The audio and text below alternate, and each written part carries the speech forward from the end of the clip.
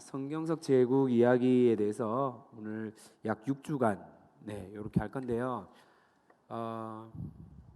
관련된 참고 문헌은 조병호 박사님이 지으신 성경과 5대 제국이라는 책이 있습니다. 그 책, 그리고 헤로도토스라는 역사학자 이야기가 따로 있습니다. 그래서 이런 책들을 위주로 해서 참고하여 강의안을 준비했고, 특별히 이런 실제적 역사 이야기 사료들과 함께 성경에 나타난 사료들이 사실로 확인된 부분들이 여러 개가 있습니다. 그래서 그걸 바탕으로 해서 여러분에게 오늘 함께 말씀을 나누고자 합니다. 먼저 우리가 잘 알고 있지만은 인류 문명이 이제 4대 문명으로 잘 나타나 있지 않습니까? 여러분 아시죠? 황하 문명, 인더스 문명, 또 뭐 있죠? 이집트 문명, 메소포타미아 문명 해가지고 있는데, 그 중에서도 가장 대표적인 문명이 뭐냐면 메소포타미아 문명입니다. 메소포타미아 문명이 바로 현재 우리가 성경 속에 있는 제국 이야기의 시초가 되는 이 수메르 문명의 시초라고 생각하시면 되거든요. 그래서 주전 예수님 오시기 전 3000년대부터 이렇게 시작이 되었는데, 이 수메르 문명 가운데 여러 도시 국가들이 있었습니다. 그러니까 도시 형태의 국가가 있었는데, 그 중에 하나가 성경 속에 몇 개의 도시가 나오는데, 대표적으로 창세기 10장 10절에 나오는 아갓이라는 그런 도시가 있습니다. 창세기 10장 10절 한번 띄워보시겠습니까? 네, 한번 읽어보겠습니다. 시작. 그의 나라는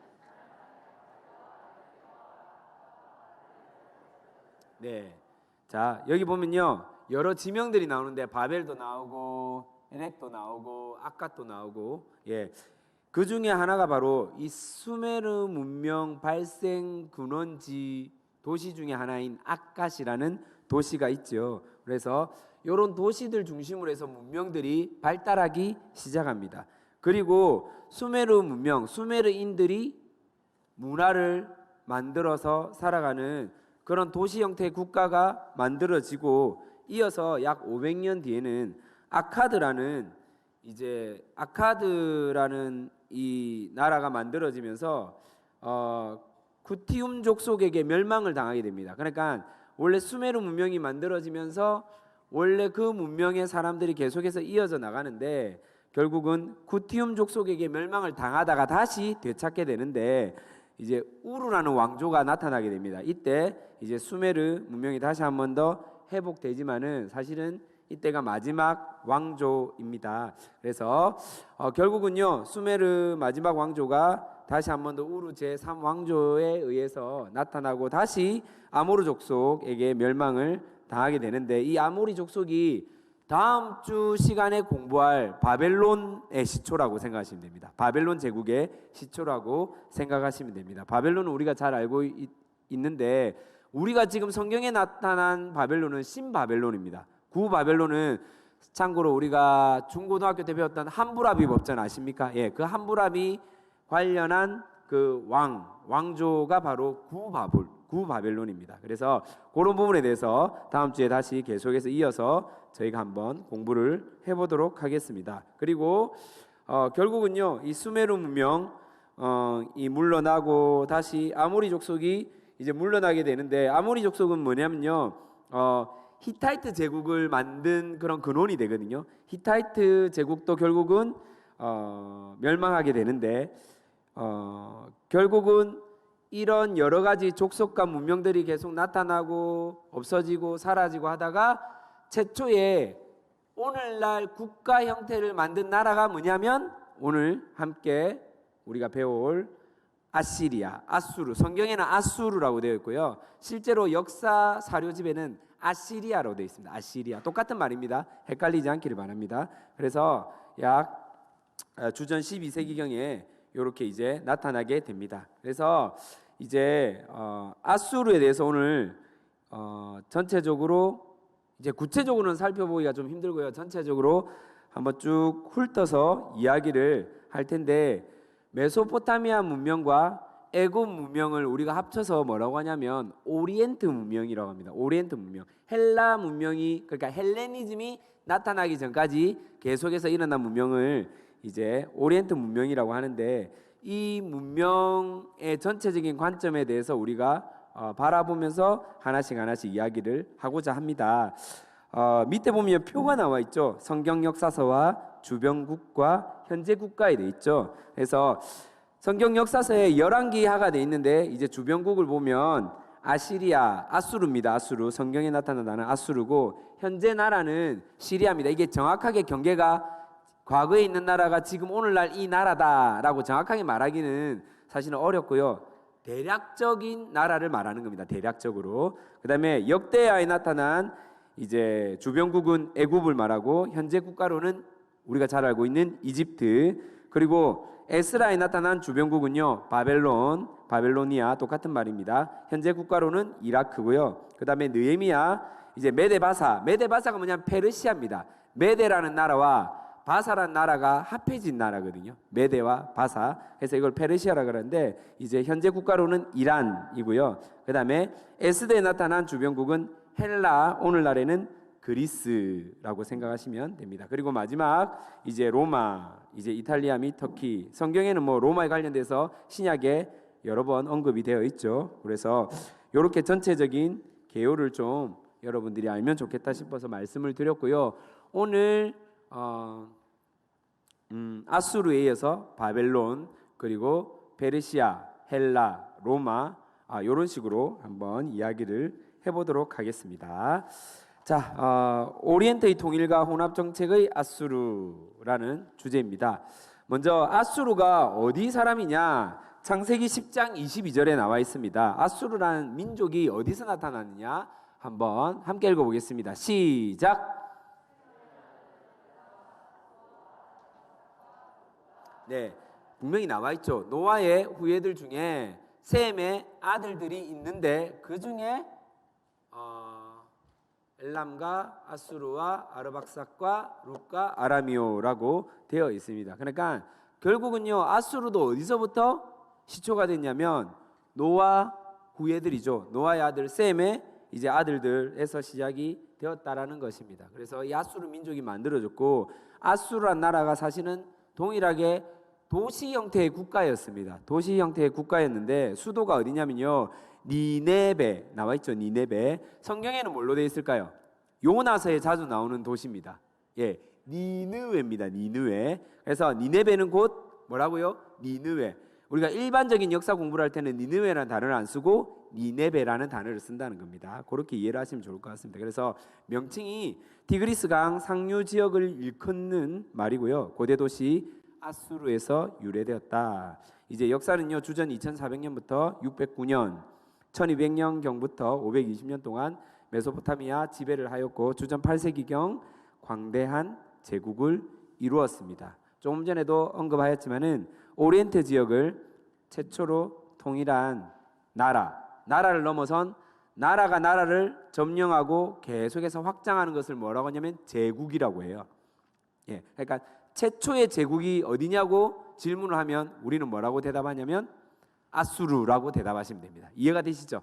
예, 그래서 아수르가 최초의 동일 제국이라고 생각하시면 됩니다. 그래서 지금 보니까 1번에 보니까요, 샴시 아다드 1세라고 되어 있죠. 사실 이건 별로 중요하지 않습니다. 그냥 이런 왕이 있었다. 왜냐하면 구아수르거든요. 구아시리아의 왕이거든요. 아시리아, 아수르를 이제 처음으로 만든 왕인데, 우리 성경에 나타난 아수르는 무슨 아수르냐? 신아수르입니다. 신아시리아.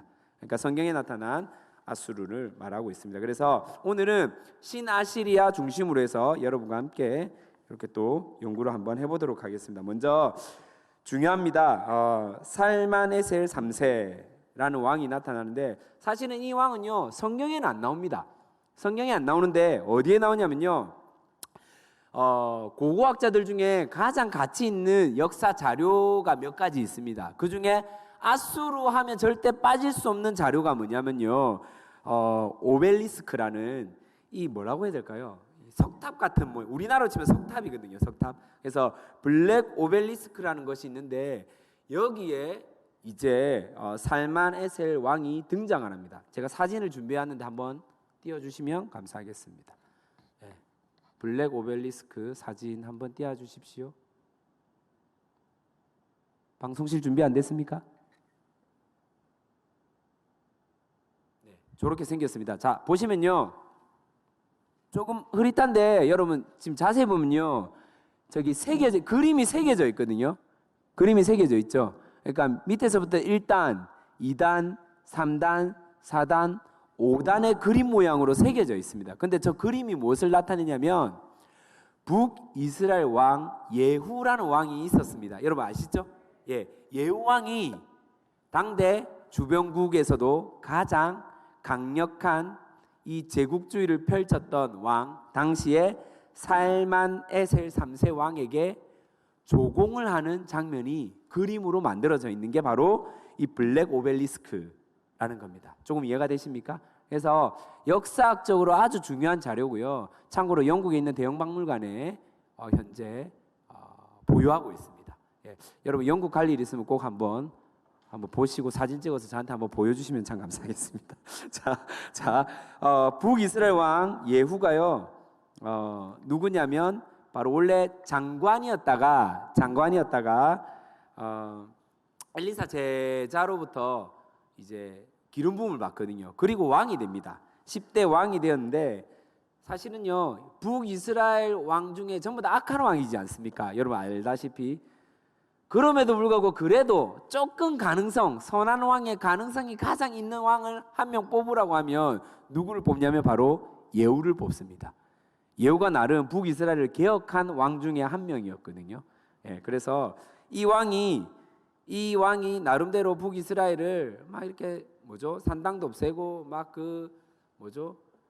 기존에 제사 지냈던 사람들도 막 죽이고 막 그렇게 하거든요. 그런데 결국은 이 왕도 나중에는 똑같이 여로보암의 길을 걷고, 더불어서 이 성경 속 자료에는 안 나와 있지만 역사 자료에 아수르 왕에게 조공을 바친 그런 자료들이 나와 있습니다. 그리고 이 살만에셀 3세 때 보면요, 이 예후가 조공을 바치면서 여로보암 2세 때는 가장 북이스라엘이 분기를 맞이하게 됩니다.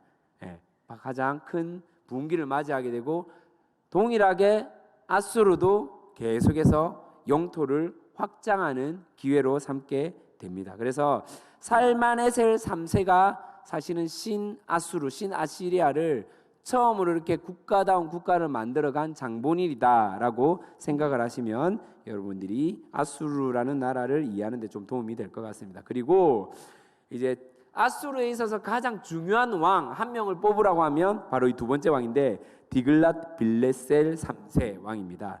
디글랏 빌레셀 3세, 아시리아의 가장 위대한 왕. 성경에는요, 이름이 중복되는데 불이라고도 나옵니다. 왕 이름이 불이라고도 언급이 됩니다. 제국주의를 본격적으로 시작하게 됩니다. 그러니까 나라를 침략하고 국토를 뺏기 시작하는 왕 디글랏 빌레셀 3세인데 주변의 작은 나라들을 정복하기 시작합니다. 성경에 이렇게 나와 있네요. 열왕기하 15장 19절로 20절 다 같이 한번 읽어보도록 하겠습니다. 시작.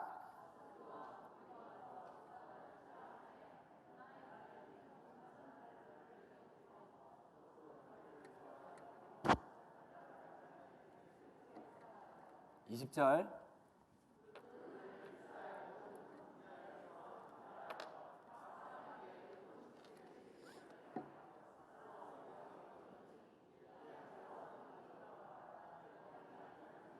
자, 하나만 더 찾아보겠습니다. 29절입니다. 15장 29절 다 같이 한번 읽어보겠습니다. 시작. 이스라엘 왕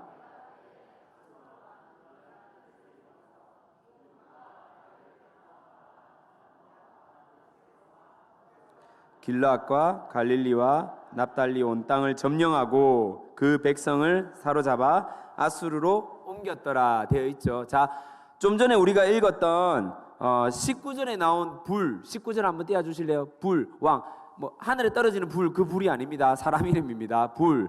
그리고 29절에 나타난 아수르 왕 디글랏 빌레셀, 정확하게 말하면 디글랏 빌레셀 3세입니다. 3세. 동일 인물.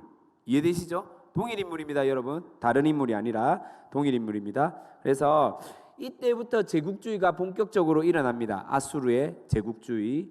나라들을 점령하고 북이스라엘은 소위 말해서 아수르에게 조공을 바치기도 하고, 여기 보니까 이제 19절 20절 보니까요, 북이스라엘 왕 므나헴이 은 1000달란트를 바쳤다고 되어 있죠. 좀 전에 우리가 읽었지만은, 여러분, 은 1000달란트가 당시에 어느 정도 금액이냐면요, 북이스라엘의 가장 대표되는 도시가 있지 않습니까? 우리 뭐 예를 들면 한국의 대표적인 도시 서울, 부산 이렇게 있듯이 북이스라엘의 대표적인 도시는 사마리아거든요. 사마리아 여인할 때 그 사마리아입니다. 사마리아 땅값에 500배 되는 금액이 은 1000달란트입니다. 그러면 얼마나 지금 돈을 모아서 아수르 왕에게 바친지 여러분 좀 이해가 되십니까?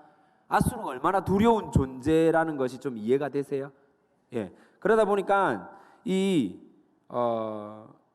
돈을요 마련하는데 당시의 왕이 므나헴이 돈이 넉넉했을까요? 부족했을까요? 많이 부족했겠죠. 그럼 돈을 어떻게 마련했을까요?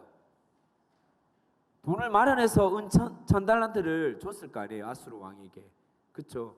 그러니까 어떻게 했냐면요, 당시에 귀족, 돈 좀 가지고 있다는 사람들에게 은을 50달란트씩 거두기 시작했어요. 네, 착취를 한 거죠. 강제로 집행을 한 겁니다. 그래서 그 돈을 모아가지고 결국은 아수르의 왕에게 바쳤는데, 자, 그럼 상상을 해보십시다. 그런 귀족들이나 부자들한테 돈을 거뒀다. 그럼 돈을 뺏긴 사람들은 가만히 있을까요? 그럼 그 사람들은 어떻게 자기 돈을 또 마련할까요? 그렇죠. 자기보다 약한 사람, 돈이 없는 사람에게 착취를 했겠죠. 그러니까 북이스라엘의 지금 상태가 얼마나 어렵고 힘든 상황인지 여러분 좀 이해가 되십니까? 예, 그런 상황에 지금 노출되어 있다는 것입니다. 그러면 북이스라엘만 그렇느냐? 예, 밑에 있는 남유다, 현재 여러분 이스라엘 나라가 남유다와 북이스라엘로 나눠진 상태입니다. 배경이 요거는 이해가 되시죠? 네, 그래서 남유다의 왕 당시에 아하스라는 왕입니다. 이 디글랏빌레셋 왕에게 동일하게 조공을 바치고 아수르 우상의 제단을 그대로 본따서 제단을 만들었는데, 열왕기하 16장 7절로 8절입니다. 한번 읽어보도록 하겠습니다. 16장 7절로 8절 시작.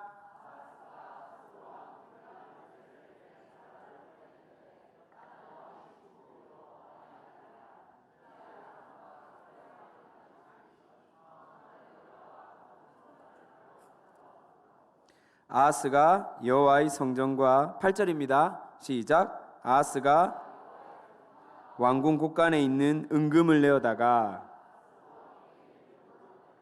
자, 사실은 여러분 요 내용을 좀 많이 기억하셔야 됩니다. 얼마 전에 우리가 역대하 묵상을 했죠. 요 내용이 있었을까요? 없었을까요? 있었습니다. 아하스 왕 때 이 이야기가 있었어요. 그러니까 이게 어떤 배경이냐면요, 이 국가적 정치 외교가 아주 치열한 배경이 있는데, 뭐냐면 당시 이스라엘 왕 베가라는 왕이 아람 왕과 동맹을 맺었습니다. 이유는 아수르가 본격적인 제국주의를 시행하고 있으니까 견제하려고 한 거예요, 아람과. 그런데 생각을 해보니 아수르가 너무 강력하거든요. 그러니까 베가 왕이 우리 형제 국가인 남유다에게도 내가 같이 하자고 한번 말해볼게 라고 하는 거예요. 그런데 아하스가 함께 하자라고 했을까요? 나는 못한다고 했을까요? 못한다고 한 거예요. 그러니까 요때 북이스라엘 왕 베가랑 아람 왕이요, 아수르와 전쟁을 하기 전에 누구와 먼저 전쟁을 하려고 하냐면 남유다를 먼저 치려고 하는 거예요. 남유다를. 그럼 남유다 입장에서는 무엇을 지금 해야 될까요? 안 그래도 힘든데, 어려운데. 이때 남유다가요, 누구한테 도움을 요청하냐면 북이스라엘을 건너뛰고 그 위에 제국주의를 한참 시행하고 있는 아수르에게 도움을 요청한 거예요. 우리 좀 도와주세요. 지금 아람과 북이스라엘이 연합해서 우리를 치려고 합니다. 근데 이게 맨입으로 되겠습니까? 안 되겠죠. 그러니까 오늘 성경에 나와 있는 것처럼 성전뿐만 아니라 왕국에 있는 곳간을 열어가지고 은금을 아수르에게 갖다 바치는 거예요. 아수르 입장에서는 지금 어떤 마음이냐면요, 보니까 지금 우리가 한참 제국주의를 시행하려고 하는데 아람하고 북이스라엘이 연합해가지고 우리한테 깐죽거리고 있네. 저것들을 어떻게 잡아먹지 생각하고 있는 찰나에 남유다한테 연락이 온 거예요.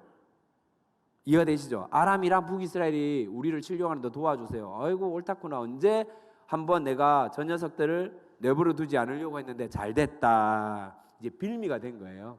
그래서 아람 그 당시에 이제 다마스커스 다메섹을요 이제 쓸어버립니다. 점령을 하게 되고 아람을 무너뜨리게 됩니다. 그리고 이제 베가는요 그 당시에 이렇게 막 전쟁을 해야 되는데 북이스라엘 자체가요 이따가 제가 말씀드리겠지만은 총 북이스라엘에 몇 명의 왕이 있냐면 19명의 왕이 있는데 7번의 쿠데타가 있거든요.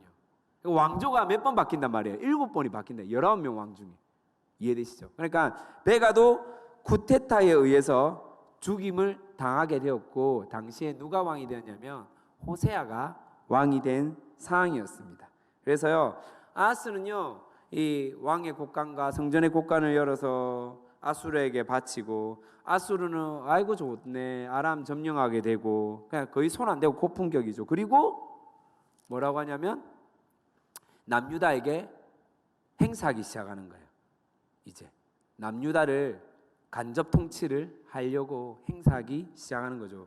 그러다 보니까 이제 아하스 왕이 생각을 하는 거예요. 어떤 생각을 하냐면 보니까 아수르 나라가 섬기는 저 신이 가장 강력하네. 왜냐하면 아수르가 아람도 이기고 지금 가장 제국주의로서 큰 영향력을 미치고 있으니까 우리도 저들이 섬기는 신을 섬겨야 되겠다 해서요 남유다 안에 우상을 세우기 시작합니다. 어느 우상? 아수르가 섬기는 우상을 섬기기 시작한다는 겁니다. 이해가 되십니까? 근데 남유다는 누가 통치하고 누가 다스리는 나라입니까? 하나님이 통치하고 하나님 다스리는 나라죠. 그러니까 이 아하스가요 잘못된 선택을 하게 되는 거죠. 결국은 남유다 전국이요 이 우상 천국이 되는 결과가 만들어집니다. 잘못된 이 외교 정책으로 말미암아 아주 큰 실수를 범하게 된다는 거죠. 우리나라도 비슷한 사례가 있죠. 예. 이제 일본이 쳐들어왔을 때 이게 우리나라 힘으로 진짜 우리나라를 도와주려고 하는 그런 나라가 아니라 오히려 우리나라를 보고 이제 어쨌거나 이익을 얻으려는 나라한테 도움을 청하려다가 오히려 우리나라가 전쟁의 땅덩어리가 되고 열방의 그런 먹잇감이 된 사례가 우리나라도 동일하게 있었죠. 그와 비슷하게 먼저 이 남유다가 경험하였다라는 것입니다. 그래서 살만 에셀에 이어서 디글랏 빌레셀 3세 때 본격적인 아수르의 제국주의가 시행이 됐고 이 제국주의는요 가장 먼저 이 북이스라엘과 남유다에게 아주 커다란 영향을 미치게 되었다라는 것입니다. 조금 이해가 되십니까? 제 설명이 좀 혹시 어렵나요? 네. 약간 근데 눈빛은 되게 어렵다라고 지금 계속 저한테 보내는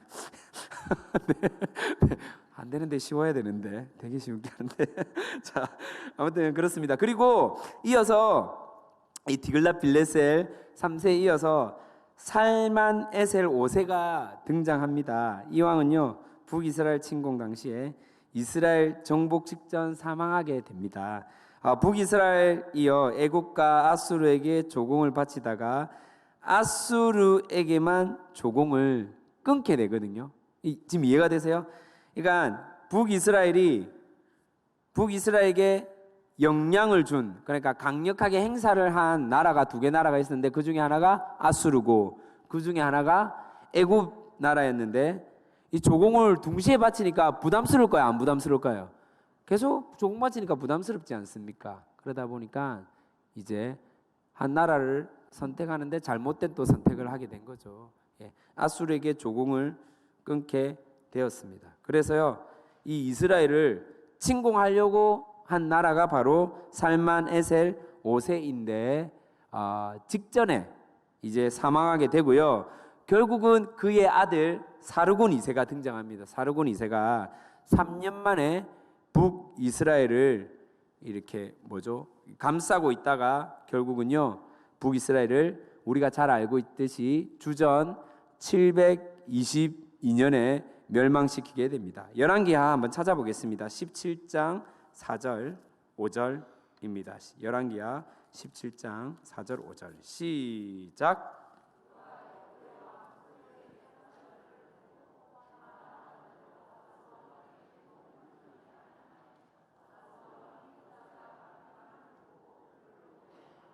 오절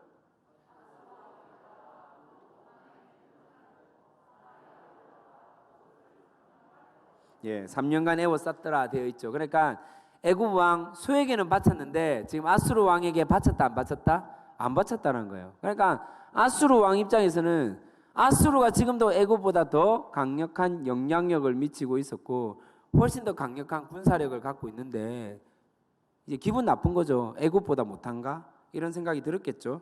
그래서 결국은요 사르곤 2세가 3년 동안 이 북이스라엘을 포위하고 북이스라엘을 멸망시키게 됩니다. 그리고요 이제 중요합니다.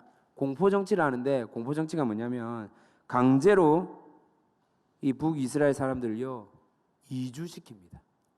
그러니까 원래 살던 그 지역에 내버려 둔 것이 아니라 거기서 뭐 세금을 과하게 거두거나 노예로 만드는 것이 아니라 자기네 본국으로 데리고 갑니다. 그리고 다른 데 또 노예로 삼거나 점령한 나라의 사람들을요 사마리아로 또는 북이스라엘의 지역들로 데리고 오게 됩니다. 그러니까 혼합 정책을 썼다는 거죠. 혼합 정책을. 이게 어느 정도냐면요. 이 거리로 따지면 서울 부산 왕복되는 거리. 그때 당시에 뭐 기차나 비행기 자동차가 없었지 않습니까? 그러니까 약 800에서 900km 정도 되었다고 하고요. 그다음에 북이스라엘에 이제 학자마다 좀 다릅니다. 사료마다 좀 다른데 귀족들이라고도 하고요. 어떤 때는 남자들이라고도 합니다. 남자들이라고 하고 약 27,000명이 포로로 잡혀갔다고 되어 있는데 당시 사마리아 이 북이스라엘 인구예요. 3분의 1이 되는 인구였어요. 어마어마한 거죠. 이 어마어마한 숫자를요 포로로 잡혀가서 뒤섞여 버립니다. 그리고 다른 지역, 다른 국가에 있는 사람들을 또 사마리아에 데리고 와서 섞여버립니다. 혼합 정책을 썼다는 겁니다. 그게 성경에 계속 이어서 나타나 있습니다. 열왕기하 17장 6절 시작. 호세아 제9년에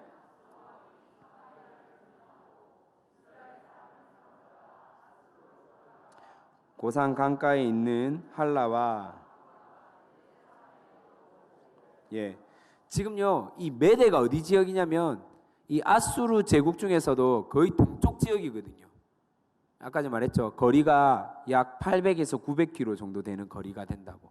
훨씬 더 멀리 있는 지역에까지 이 사람들을요 혼합 정책으로 섞어버립니다. 이주를 시켜 버린다는 거죠. 그래서 이게 뭐냐면요 북이스라엘의 정통성을요 깎아버리는 거예요. 없애버리는 거죠. 이 뭐냐면 민족 정체성을 아예 없애버리려고 하는 그런 전략을 사르곤 2세 때 시행을 했다는 겁니다. 24절도 한번 읽어보도록 하겠습니다. 17장 24절입니다. 시작.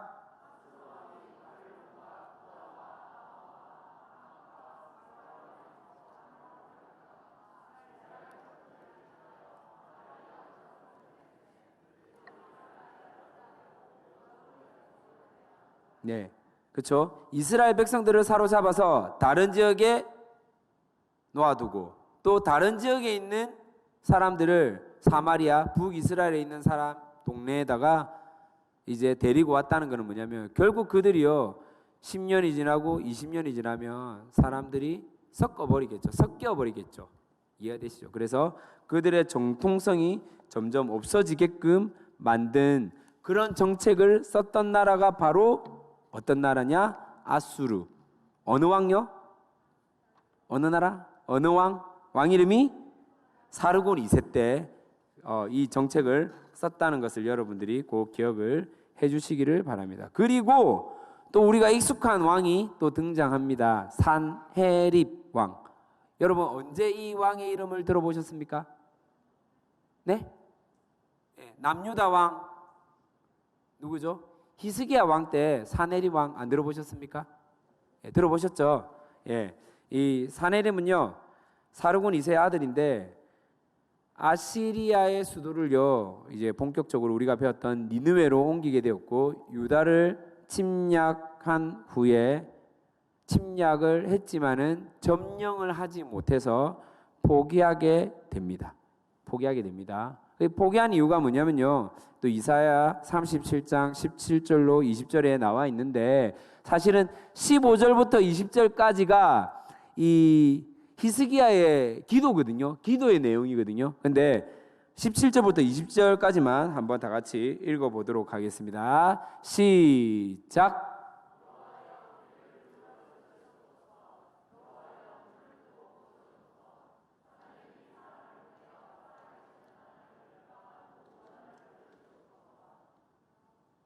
예, 넘겨주세요. 계속 다 읽으면.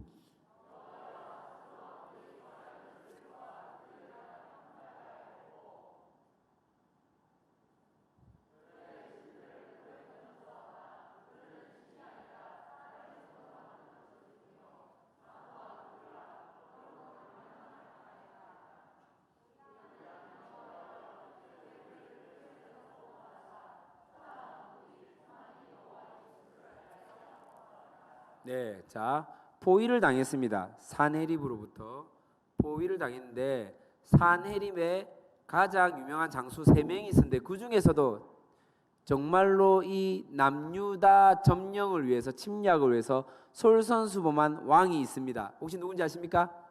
실수로 아시는 분? 예, 산헤립의 이 장수. 예, 우리나라 지금 누구라고 해야 될까요? 뭐라고 해야 되나? 국방장관이라고 해야 되나? 무슨 사령관이라고 해야 되나? 예.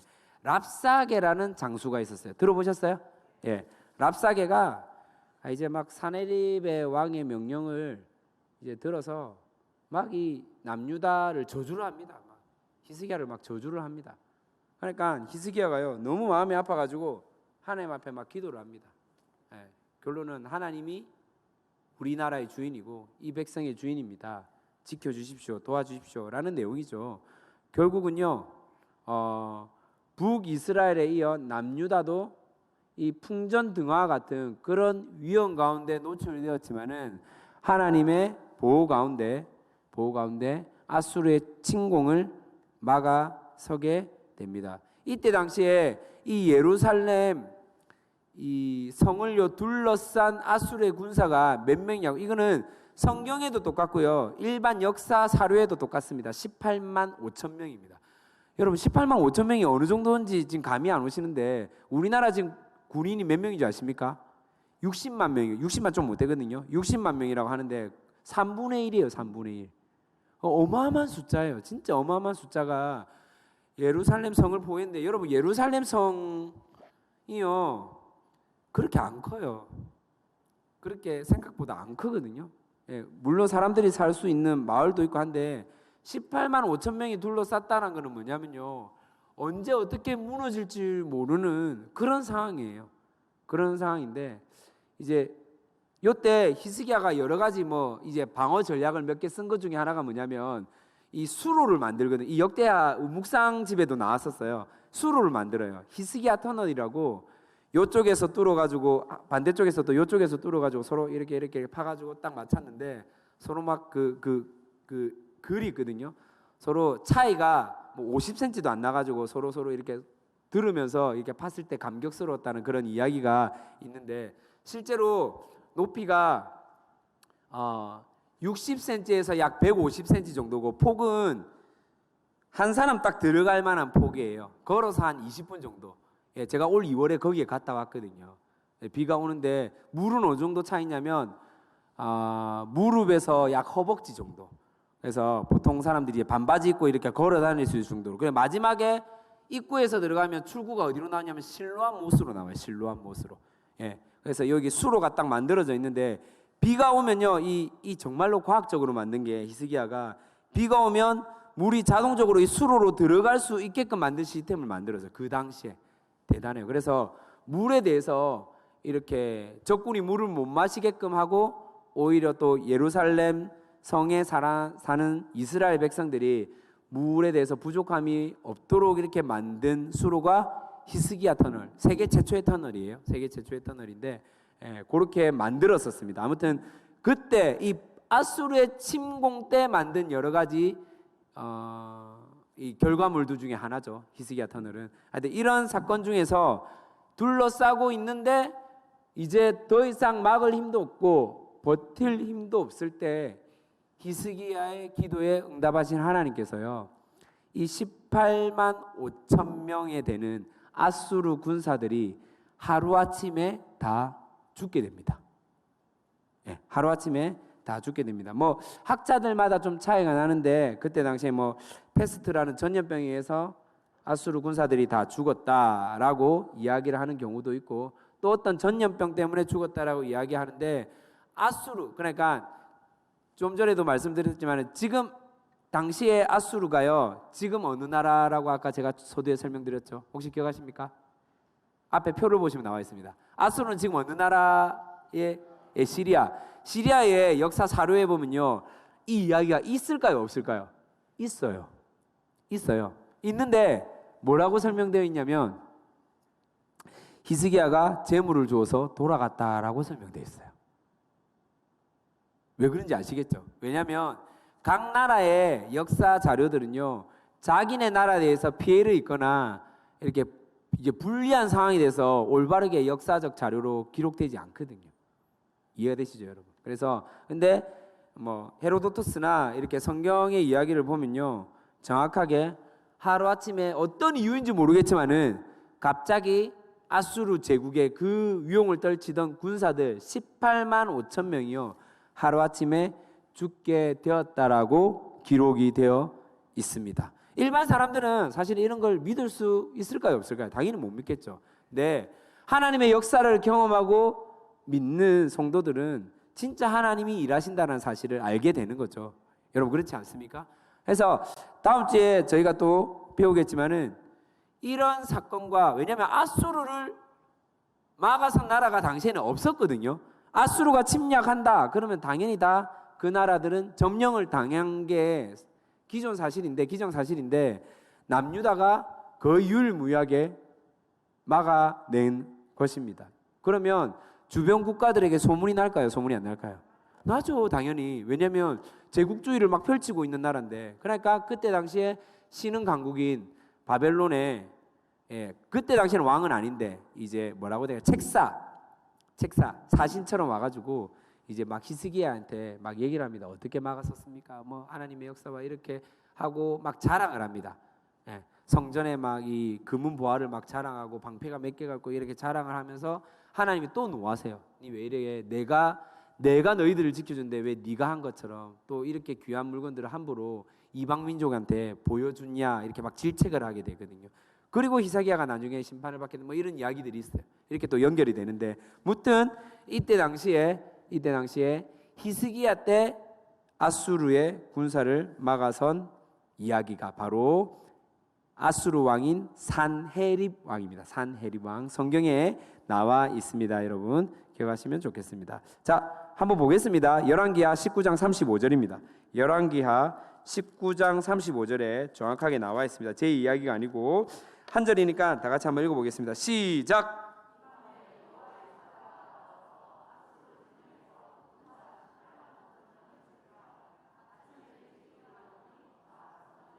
자, 18만 5천 명, 뭐 몇 명 남가놓고 몇백 명 남가놓고가 아니고 다 송장이 되었다라고 되어 있죠. 저는요, 그렇게 생각합니다. 이게 왜냐면요, 하나님이 하셨다는 이유가 뭐냐면, 자, 지금 우리가 지금 대유행하고 있는, 우리가 마스크를 쓸 수밖에 없는 이유가 뭐죠? 코로나19지 않습니까? 코로나19가 유행성이 심하지 않습니까? 그렇죠? 전염성이 심하지 않습니까? 자, 만약에 치료제가 없어서 걸리면 사람의 목숨을 앗아가는 전염병이다라고, 사실은 원래 그렇기도 하고, 그렇죠? 그러는데 이게 사망률이 높다라고 칩시다. 그러면 대한민국의 많은 사람들이 코로나19에 걸렸는데 오늘 걸렸으니까 하루아침에 다 같이 동시에 요 시땅 해가지고 다 죽게 됩니까? 이해가 되시죠? 제가 지금 말하는 의도가 뭔지 아시겠어요? 그러니까 학자들은 뭐 전염병이다, 뭐 때문에 죽었다라고 하는데 이거는요 그들의 의견일 뿐이에요. 근데 성경은 뭐라고 적혀 있냐면 분명히 나와 있죠. 예, 여호와의 사자가 나와서 아수르 진영에서 군사 18만 5천 명을 쳤다. 그리고 모두 다 송장이 되었다. 전염병이라면요, 뭐 그 다음 날 한 2천 명 죽고 그 다음 날 비실비실 앓다가 3만 명 죽고 또 이렇게 되지 않습니까? 근데 하루 아침에 어떻게 동시에 18만 5천 명이 죽을 수 있겠습니까? 예. 여러분들 정말로 우리가 계시된 말씀 성경이지 않습니까? 성경을 믿는 이 예수쟁이들은요 하나님이 하셨다는 사실을 믿을 수밖에 없음을 우리가 또 알아갔으면 참 좋겠다는 생각을 해봅니다. 자, 좀 전에도 말했지만은 참고로 성경가 요세푸스의 기록, 요세푸스라는 이 학자가 있습니다. 그 역사 학자가 있습니다. 기록은 18만 5천 명이 하나님이 전적 은혜로 죽게 되었다고 기록되어 있는데 아수르 자체 역사서에는 히스기야가 재물을 줘서 돌아갔다라고 되어 있습니다. 참고하시면 좋을 것 같습니다. 그리고요 이제 이런 패배로 말미암아 아수르가 조금씩 영향력을 잃게 됩니다. 강국으로서 영향력을 잃게 되고 이제 아수르 바니팔이라는 이 왕이 통치할 때 제국주의에 거의 뭐 꽃을 피웠죠. 왜냐하면 남유다를 지나서 저기 애굽에 있는 나라까지 점령을 하게 되었지만요. 이 아수르가 멸망당하기 몇 년 전에 결국은 이 아수르 바니팔이 죽고 나서 무슨 일이 생기냐면 서로 왕위쟁탈전이 일어나거든요. 아들들이 내가 왕이 돼야 돼, 내가 왕이 돼야 돼 서로 이러면서 이 내분이 일어납니다. 갈등이 심화되고 그 가운데 주변에 국가들이 독립을 하게 돼요. 몇 개 나라들이 독립을 하고 이제 그 틈을 타서요. 이제 여러 나라들이 강국으로 다시 올라오게 되는데 그 중에 가장 대표적인 나라가 누구냐면 우리가 다음 주에 배울 바로 바벨론입니다. 바벨론이 이제 본격적으로 이제 나타나게 되고 이제 612년에 바벨론의 연합국이 있거든요. 바벨론과 연합국이 이 아수르의 수도인 니느웨를 점령하게 됩니다. 그리고 이어서 3년 뒤 609년에 아수르란 나라가 완전히 멸망하게 됩니다. 완전히. 여러분 그 아수르가 대제국이거든요. 최초의 제국인데요. 아수르라는 나라가 기록으로는 있는데 실제 유적으로는요 드러난 지 얼마 되지 않았거든요. 희한하죠. 아수르라는 나라가 이 제국이요, 이 광대한 제국이 이 실제 자료, 이 기록물 말고 이 유적 자체가 드러난 지가 얼마 되지 않았어요. 진짜 얼마 되지 않았어요. 예, 이런 것을 보면서 아무리 광대하고 강력한 제국이라 하더라도 영원한 것이 있다 없다라는 것을 이렇게 보여주고 있는 것입니다. 그리고요 이제 아시리아 멸망 후 오리엔트 문명을 계속해서 이어가는 나라들인데 리디아나 바빌로니아, 메디아, 애굽 등이 계속해서 이어가고 이제 이스라엘 역사와 아시리아 역사를 제가 비교해서 표로 만들었는데 요거는 여러분들 뭐 학자마다 좀 다르기 때문에 가장 많이 사용하고 있는 역사표를 여러분에게 보여드린 겁니다. 이렇게 보여드린 겁니다. 그래서 요거를 그냥 참고하시면 좋겠고 이때 당시에 성경 속에서 활동했던 선지자가 누구냐면 요나나 나훔이나 이사야 등등이 있었다는 것을 여러분들이 알면 좋겠습니다. 그리고요 이제 아수르를 표현할 때 혼합 정책이라는 이 정책을 최초로 쓴 제국이 바로 이 아수르인데 사마리아 이야기를 좀 하고 그리고 오늘 그 이스라엘 전체 왕의 표와 개요에 대해서 마무리를 하도록 하겠습니다. 설명을 하고 마무리를 하도록 하겠습니다. 제가 실제로 이스라엘에 갔을 때요. 어디였지? 세겜 지역을 갈 때 1시간이면 갈 수 있는 거리를요 3시간에 걸쳐서 돌아서 간 적이 있거든요. 왜냐하면 그때 당시에 팔레스타인 사람들이 이스라엘 사람들을 공격하려고 사건이 일어났어요. 실제로. 그래서 지나가는 이 사마리아 땅에 일반 관광객 버스가 지나갈 때 어떤 일이 있었냐면 팔레스타인 사람들이 돌을 던져서 버스를 망실시켰단 말이에요. 그러니까 저희 운전사도 참고로 팔레스타인 사람이었는데 본인도 무서워서요 돌아가는 거예요. 이해되세요? 본인이 팔레스타인 사람이거든요. 네. 근데 그 중간 도로로 이거 어떻게 설명해야 될까요? 그러니까 구소역에서 함께하는 교회로 올 때 그냥 도로 따라 쭉 오면 되지 않습니까? 근데 어디로 가냐면 저기 어디죠? 노포동으로 갔다가 뒤로 뺑뺑 돌아가지고 저기 브니엘 학교 뒤쪽으로 훨씬 돌아가지고 이렇게 간다는 거예요.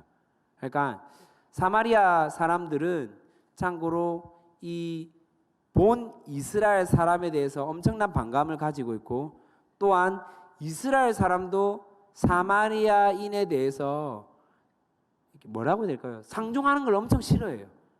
참고로 북쪽에 있는 갈릴리 지역에서 사해 쪽, 그러니까 예루살렘까지 나와 있는 그 이스라엘 대로가 있는데요.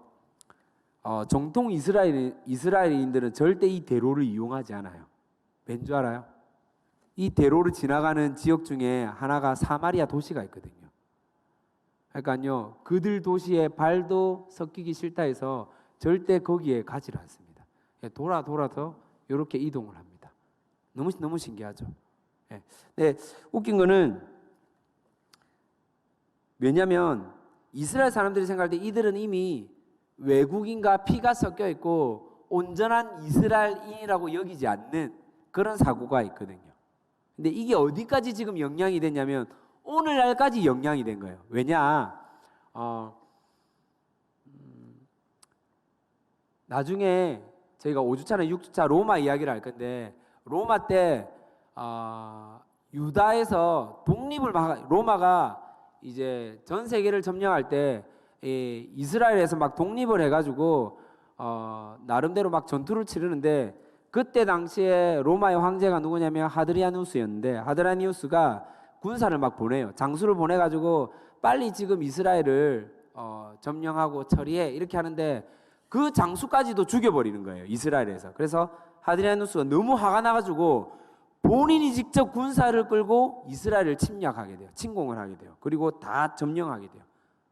싸그리 리더들은 다 죽여버리고 완전 노예로 만들려고 하는데 그러면서 하드리아누스가 이렇게 얘기합니다.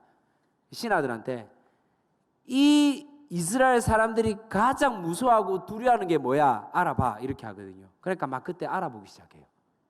뭘 알아보냐면 이 사람들이 가장 무섭고 두려워하고 듣기만 들어도 치가 떨리는 게 뭐냐라고 알아보는데 이 사람들은 뭘 가장 무서워하냐면 블레셋이라는 단어를 가장 무서워합니다라고 얘기해요. 뭐가 무섭다고요? 늘 블레셋의 공격을 받고 블레셋의 침략을 블레셋의 대표적인 사람 누굽니까?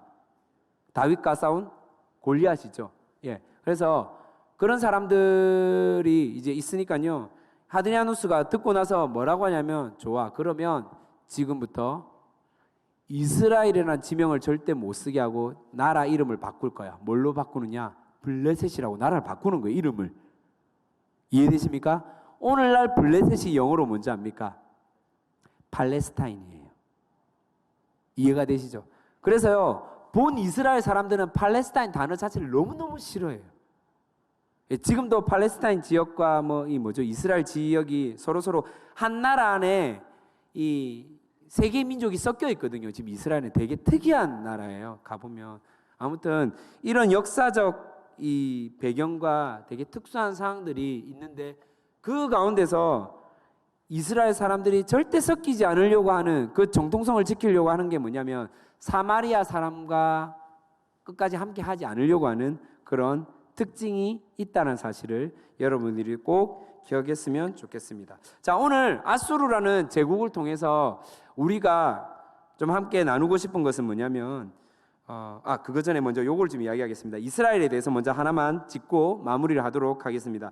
이스라엘이요 총 왕정시대가 시작될 때 사사시대가 끝나고 나서 왕정시대가 시작할 때 우리가 조선왕조 500년이라고 하지 않습니까? 그래서 보통 이스라엘도 쉽게 외우기 위해서 500년이라고 얘기하는데 정확하게는 약 470년 또는 540년이라고 얘기합니다. 왜냐하면 포로 기간 70년을 포함하면 540년 빼면 470년 이렇게 이해하거든요. 그래서 통일왕국 시대 첫 번째 왕 누구죠? 사울. 두 번째 왕 다윗. 마지막 솔로몬. 40년 해서 총 120년이죠. 그리고 북이스라엘 분열 왕국에 이제 북이스라엘이 200년 동안 유지가 되었고요. 이제 남유다는 150년을 더 유지되어서 총 350년이거든요. 350년 동안 분열 왕국이 유지되었습니다. 그러면 120년 플러스 350년 하면 몇 년입니까? 470년이죠. 그리고 마지막 남유다 왕 마지막 왕이 누구죠? 시드기야 왕입니다. 시드기야 왕 가장 슬픈 왕이에요. 마지막으로 본 게 자기 아들의 죽음이거든요. 그리고 눈알 뽑힌단 말이에요. 가장 슬픈 왕이에요. 진짜 마음 아픈 왕이에요. 그냥 죽임을 당한 게 아니고 자기 아들 죽는 걸 보고 자기 눈알 뽑히고 그렇게 끝난단 말이에요. 시드기야 왕. 예. 아무튼 그 시드기야 왕 끝으로 해서 바벨론 이제 포로로 잡혀가는 상황을 뭐라고 하냐면 바벨론 유수라고 하거든요. 바벨론 유수가 일어나는데 그 기간을 70년이라고 잡습니다. 70년인데 이걸 전체 포함하면 540년 이렇게 이야기를 하고 있습니다. 이스라엘 왕은요 북쪽에 19명의 왕이 배출되었고 총 7번의 쿠데타가 일어났습니다. 그리고 남유다는 350년 동안 20명의 왕이 배출이 되었습니다. 그렇죠? 훨씬 더 역사는 긴데 20명의 왕 그렇게 있습니다. 자, 요거를 기본적으로 여러분들이 알고 계신 상태에서 계속해서 다음 주에도 성경 속 제국 이야기를 이어가도록 하겠습니다. 자, 오늘 마무리하도록 하겠습니다. 성경 대학을 마무리하려고 합니다. 오늘 아수를 통해서 우리가 함께 얻고자 하는 교훈, 하나님의 마음은 뭐냐면 여러분 아무리 강력한 무기를 갖고 있고 아수르가 강력했던 이유는 당시에 그 어떤 나라에도 쓰지 않았던 철제 무기를 썼거든요. 그리고 기마를 썼단 말입니다. 기마를 썼던 그런 전략이 있었거든요. 그러면서 나라의 강력함을 이렇게 자랑하면서 추구했거든요. 하지만은 그 나라도 결국은요 평생 갈 줄 알았겠죠. 자기네 나라가 평생 갈 줄 알았는데 지금은요 제가 조금 전에도 언급을 해드렸지만은 아수르란 나라가요 1900년까지 이 나라의 유적을 찾아볼 수가 없었어요. 기록으로는 있는데 어디에 있지라고 찾아볼 수 없는 나라가 바로 아수르란 나라였어요. 그러니까 가장 강력했고 영원할 것 같은 나라가 흔적조차 찾기 힘들었던 나라가 되어버렸다라는 것입니다. 조금 이해가 되십니까? 무슨 말이냐면 하나님 외에 정말 우리 인생 가운데 영원한 것이 없다는 사실을 여러분들이 꼭 깨달았으면 좋겠다는 겁니다. 여러분이 갖고 있는 진짜 강력한 무기, 내가 갖고 있는 내가 이것만 있으면 안심할 것 같은 물질 또는 뭐 배우자, 자녀, 명예, 권력이요 결코 영원하지 않다는 겁니다. 하나님 외에 영원한 것이 없다는 것을 여러분들이 꼭 기억하시기를 바랍니다. 두 번째는요, 우리 인생 가운데 정말 주인이 누구입니까? 아수르는요, 사내림만 하더라도 가장 강력한 군사와 무기를 가지고 정말 볼품없는 조그만한 나라, 이미 나라가 다 점령당했어요. 예루살렘 성 빼고는 이미 아수르의 손에 다 놀아나고 있는 상황이에요. 예루살렘 성만 이제 그 다음 날이면 이 성도 당연히 점령했다라고 생각할 수밖에 없는 상황인데요. 그렇지 않습니까? 그런데 하루아침에 18만 5천 명이요. 다 송장이 되어버립니다. 원샷 원킬로. 이거는 뭐 설명이 안 되는 거예요. 그 당시에 뭐 핵무기가 있었던 것도 아니고 핵을 떨어뜨려도 우리 아군도 당연히 피해가 있었겠죠. 그렇지 않겠습니까? 답이 없어요. 답이. 근데 하나님 믿는 백성들은 답이 있는 줄 믿습니다. 아멘입니까? 우리 인생 가운데 주인이 누구인지 여러분들이 다시 한 번 더 기억할 수 있는 시간이 되었으면 좋겠습니다. 드넓은 땅덩어리를 가진 나라가 주인이 아니라 강력한 리더십을 가진 그런 왕이 주인이 아니라 우리 인생 가운데 나의 눈에 가시적으로는 보이지 않지만은 오늘까지 나를 인도하시고 나와 동행하신 하나님이 내 인생 가운데 주인이라는 사실을 믿고 살아가는 구별된 함께하는 게 성도 되기를 진심으로 축복합니다. 아멘.